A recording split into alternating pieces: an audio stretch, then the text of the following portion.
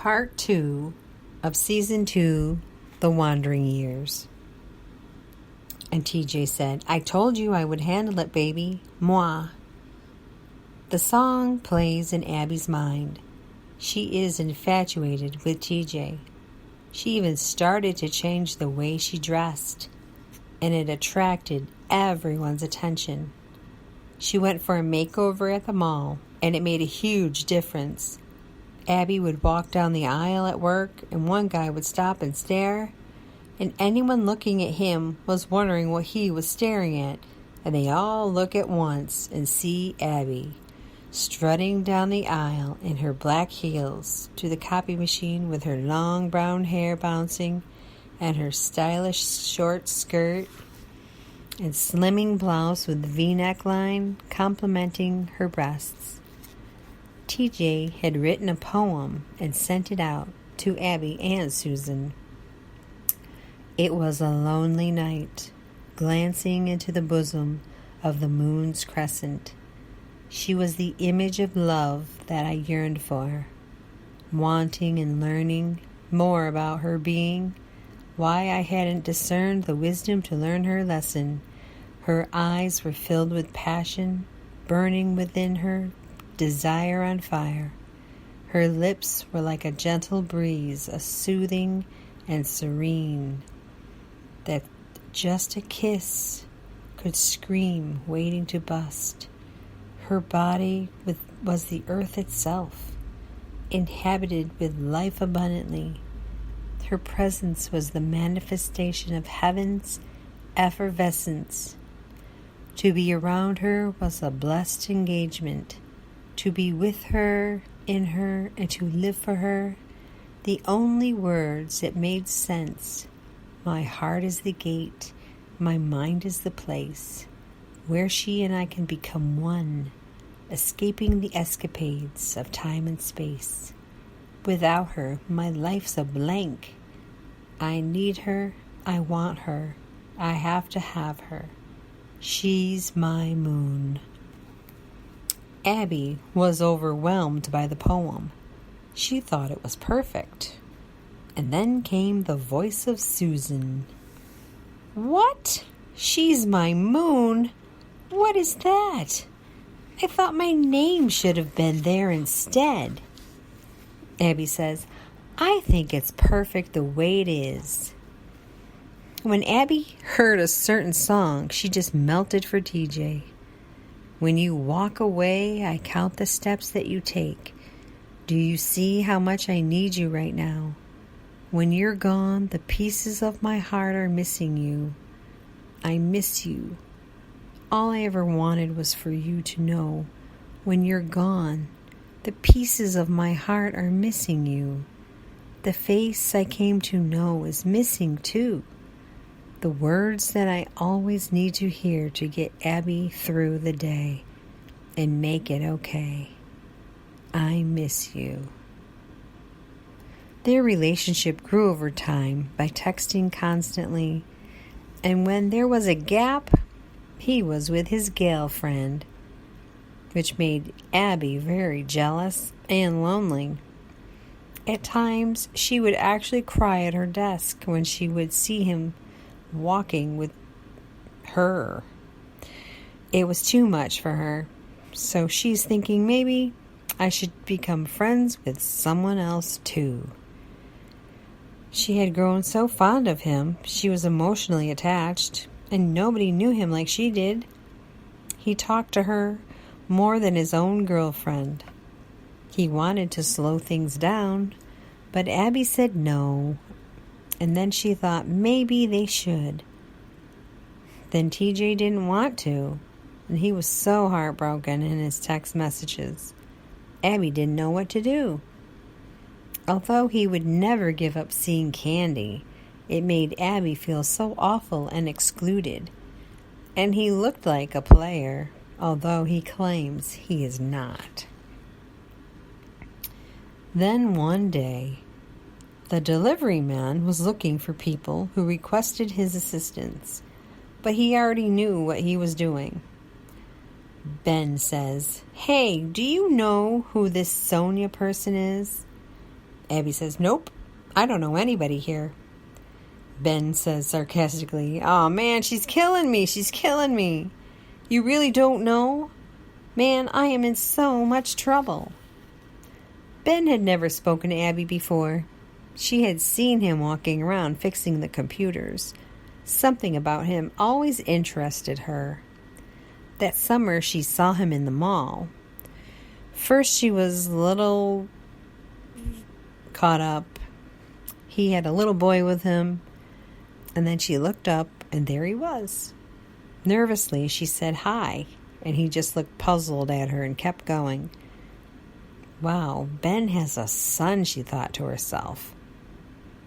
On another day, Ben asked her again if she knew a person on his list. Excuse me, do you know any of these people on this list? He secretly smelled her fragrance, but she didn't know it. Abby said, puzzled, By his talking to her, that she plainly answered, laughing to herself. No, I don't. Ben said, she's killing me. She's killing me. Later, Abby thought, wow, maybe he was kind of hitting on her. So she baked some mini pies for a bunch of coworkers and decided to try it out on Ben. Abby emails him, if you like cookies and chocolate, come see me in the morning. She waits and gets no response. She took her break, and afterward, Ben rushing over, who is AA? Are you AA? Abby, laughing to herself, says, no, I'm not. Do you know who AA is? Abby says, no, I don't. You don't even know my name. Ben walks away looking puzzled at the people who just told him which direction to go in to look for AA. Abby says, okay, it's me. Come here. Ben follows her to her desk. She pulls out the pudding pie, and he runs with it. Thanks, he says. Later, Karen asks Abby if Abby had heard how he liked the treat. Abby says, nope, haven't heard a thing. The next day, Abby is at the copy machine, and she says, Ben, as he's standing there. She shies from looking his way. He notices her and paces, wanting to say something to her. Finally, their eyes meet. That pie was really good. Thank you.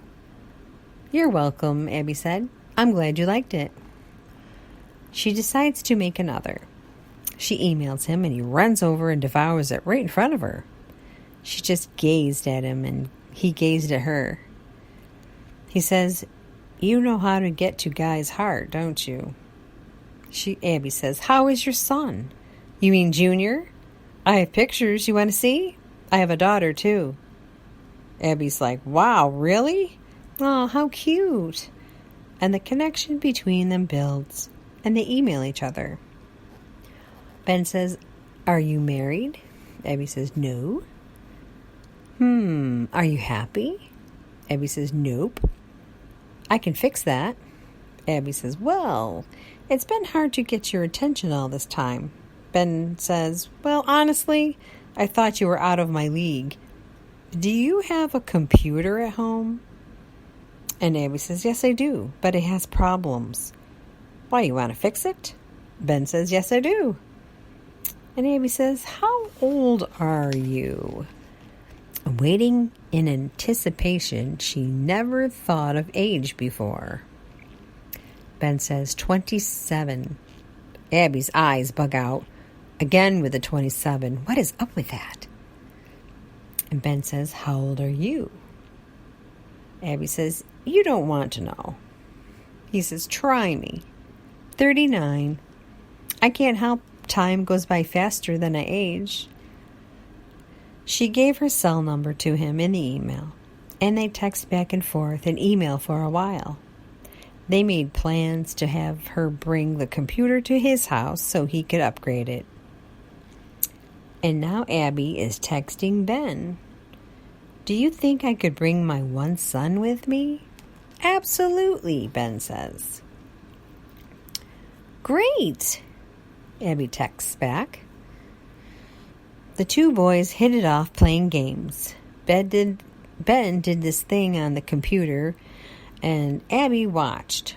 He made things so much fun, being a dad, working, playing. They had some food, and he made sure Junior ate in the kitchen. Hey, get in there! Junior runs to the kitchen. Ricky says, Wow, you are mean. Abby says to Ricky, Don't say that. He's making sure he minds, that's all. Ben says, Oh, so you want to play, Ricky? Ricky, giggling wildly, tries to run from Ben. Ben tackles him and puts his arm behind his back, waiting for him to give up. Finally, Ricky gives up and the computer is fixed, and off they go. Ben says, holding out his hand to shake hers, I'll see you later. Abby says, okay.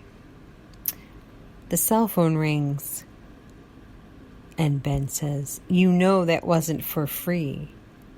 Sighing, Abby says, I know. Ben would call any time of the day to chat with her, to get to know her so she would fulfill the promise they had between them. She confided in him about the problems at home.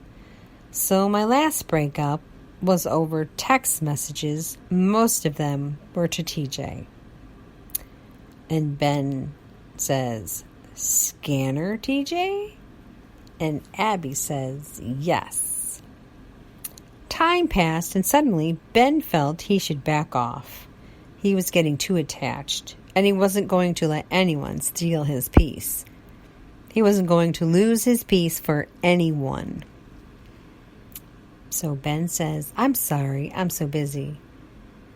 Abby says, that's okay. I know you have a different schedule than I do.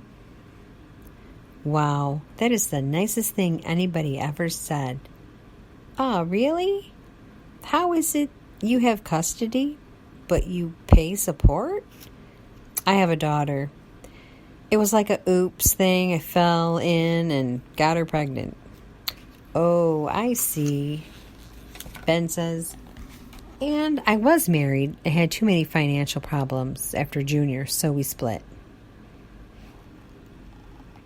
One day at work, Abby says, Ben, you really need a coffee. You look so tired, in a text message. Ben says back, what did you have in mind? Abby says, Starbucks? Ben says, okay, meet me at my car. Okay, I'll be there, says Abby. In the Mustang, Ben says, so, how long do I have you for? Excuse me? How long do you have? I just want to make sure the most of the time we have. It was a beautiful day for a drive. And they enter Starbucks. Ben says, those are really nice shoes you have on. Thank you, says Abby. And the Starbucks associate says, what would you like to order? Abby says, tall mocha macchiato. Abby has a funny flashback of the movie You've Got Mail, when ordering defines who you are, tall, skim, macchiato. Ben orders and they argue about who is going to pay. Shuffling through her purse for her Visa. I'll get it. No, I have it. No, I have it. And she shoves his card aside. But I've got it. Watch out. I'll fight you for it. Oh, even before the cappuccino, she said. The Starbucks associate, you two, going anyplace special? No, just back to the old grind. Abby smiling, yeah. Standing outside with their drinks, Ben smiling.